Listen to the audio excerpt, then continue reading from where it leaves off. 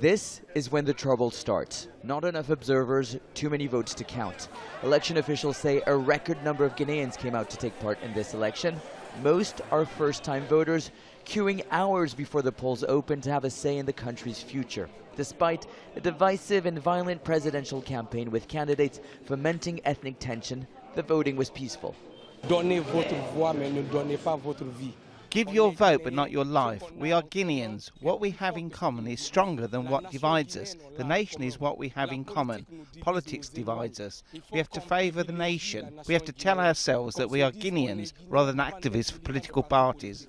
President's Guinean People's Party is largely backed by the Malinka ethnic group, while Diallo's opposition party is mostly supported by the Fulani people. At the age of 82, President Alpha Conde amended the constitution, allowing him to run for a third mandate despite widespread protest.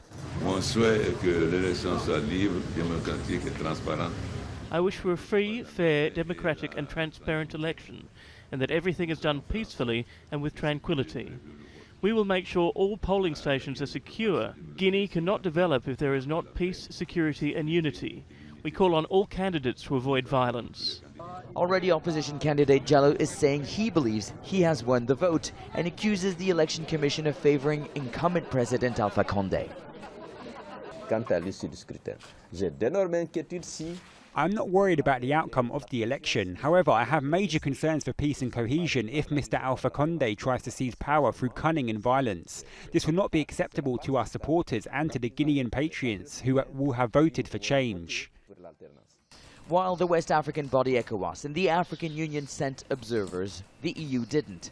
Analysts fear the worst is yet to come, with candidates refusing to accept the outcome of the vote, putting the electoral process in jeopardy.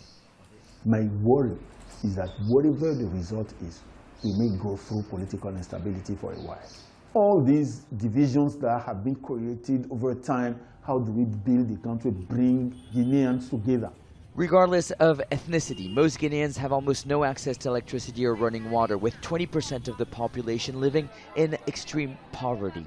And yet the country is rich in minerals, home to the largest reserves of bauxite in the world. The challenge for the country's next president is to deliver on what has become a broken promise: political stability and the economic prosperity so many Guineans are waiting for. Nicolas, Haque, Al Jazeera.